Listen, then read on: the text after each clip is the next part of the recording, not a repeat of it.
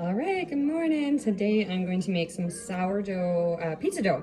So this is something that everyone loves at our house. We love pizza. And we like to, when we make our pizza, we do, like our home raised pork. We use mock pineapple that I've canned from zucchini. I make my own tomato sauce. So it's super delicious and super yummy. And the pizza dough itself is pretty simple. So I'm going to show you how to do it. So first things first, you need 500 grams of your flour. You're supposed to use bread flour. I am out of bread flour right now, so I'm gonna use all purpose. You know what? It works the same. So, so 500 grams of flour.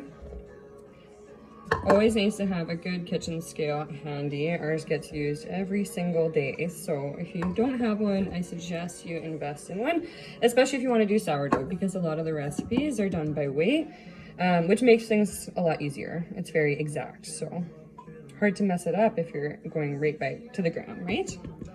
All right. So next, we are going to do 400 grams of sourdough starter. So I have multiple starters going, so I am going to take a little bit out of each one so that I can feed them and they can keep going. Right now I have 5 Gertrudes, so, but if anyone needs sourdough starter, let me know. So nice and great. So anyway, we're going to go and get ourselves 400 grams.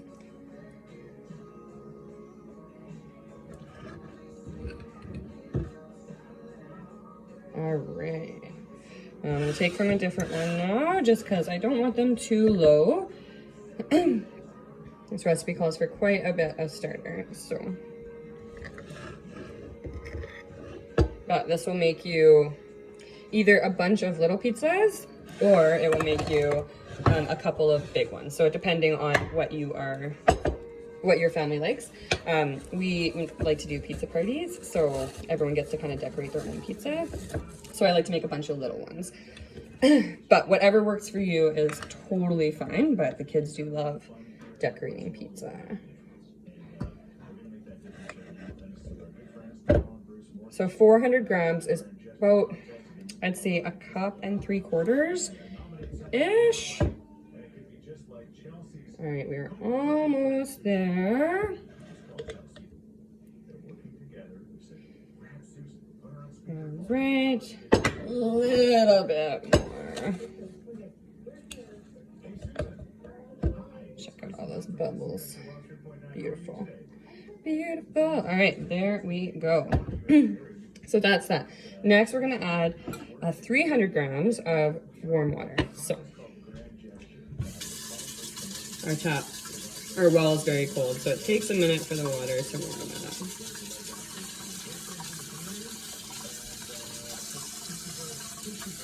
Come on, baby.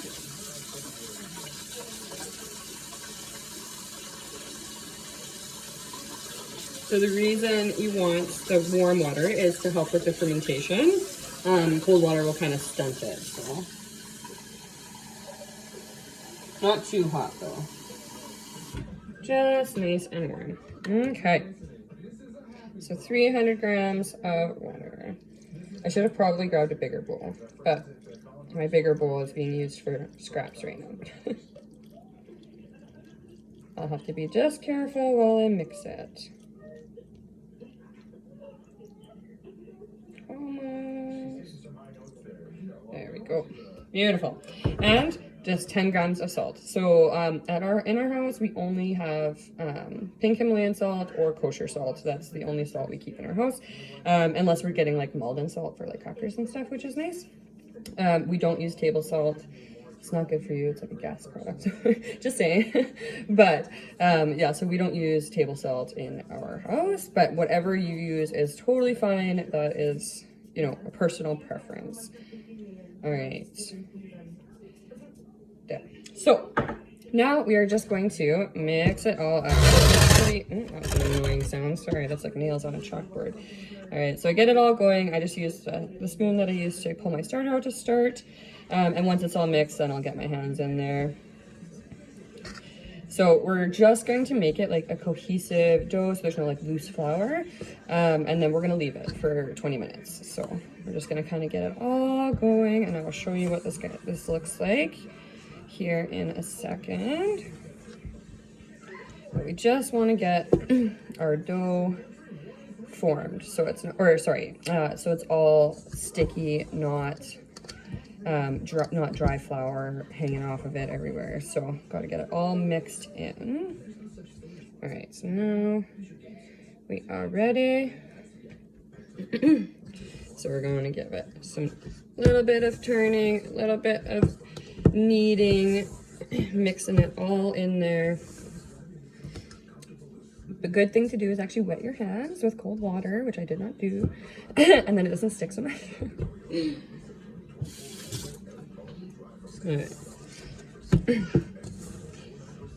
All right, so we're gonna get this all done here, and then we're gonna let it ferment. So this recipe takes about 5 hours, but most of it is just bulk fermenting.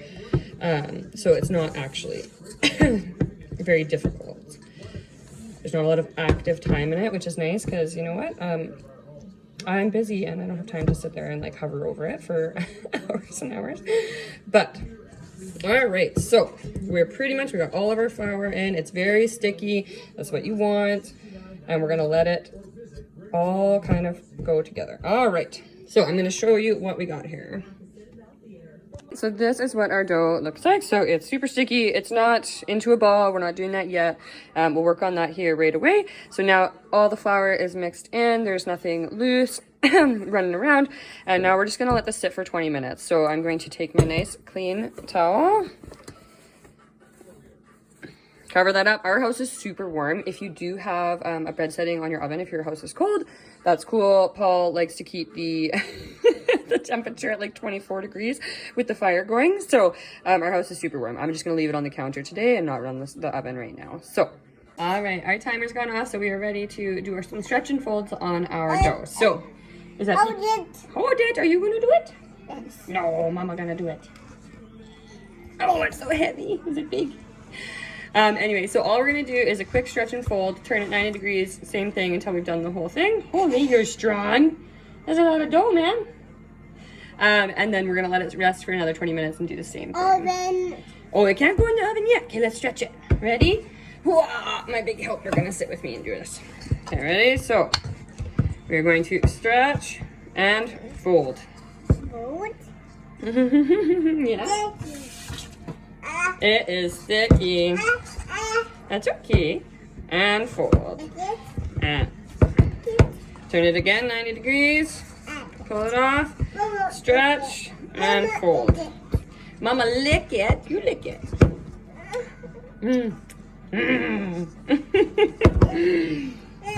And if you wet your hand after each one, then it will be easier to do it. Stretch and fold.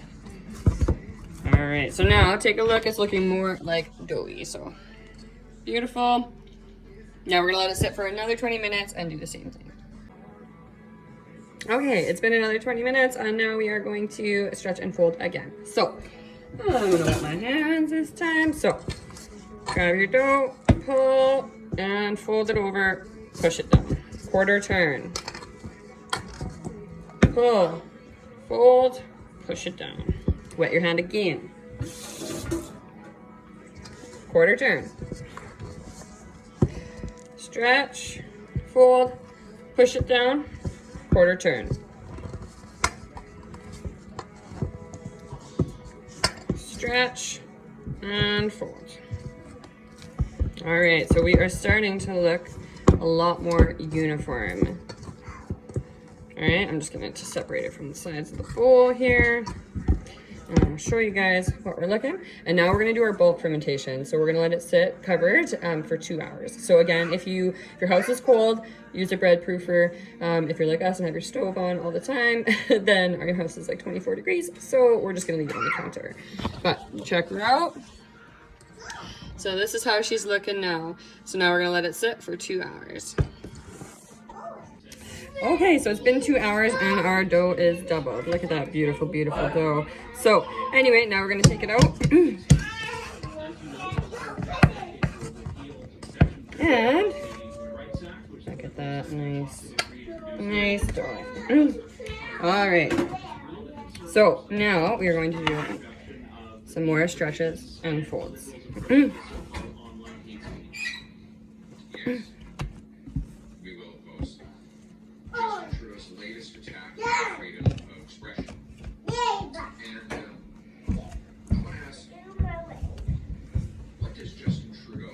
All right, now I'm going to turn it into 2 separate balls.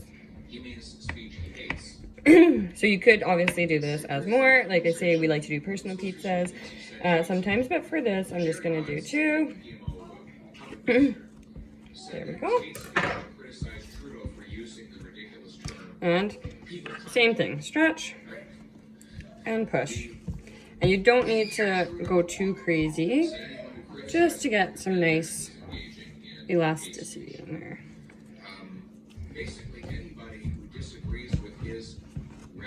All right.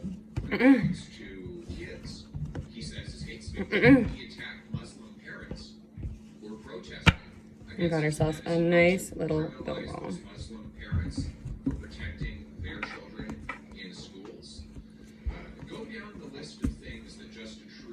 Disapproves of, and you can imagine all of the things that will be criminalized. And then there becomes the question of who is going to be in charge of determining. And a little bit more. Recently, a school board in Ontario banned Anne Frank's books. All right. So would that be considered hate speech? And there we go. So now we're gonna let it sit for another half an hour. I'm just gonna cover them up and put them back into bowls, 2 bowls now, and let them sit for another half an hour. Okay, so if you were gonna make pizza, this is your dough. You are ready to flatten it out and make your pizza. We decided we're gonna have meatballs for dinner, so I'm gonna make these into pizza breadsticks instead. So what I'm gonna do here is just stretch it out a bit.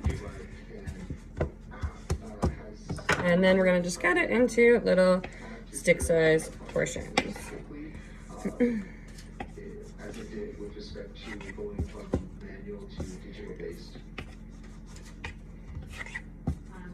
You can make them as big or as little as you like. Just make them all generally the same size so that they can cook evenly. And little helpers on some, so they won't all be the same size, but that's okay. That's okay, the butter can drip. That's allowed. Because everything's better with butter, right? All right. So now we're just going to do a nice fold. Get into our nice stick shape.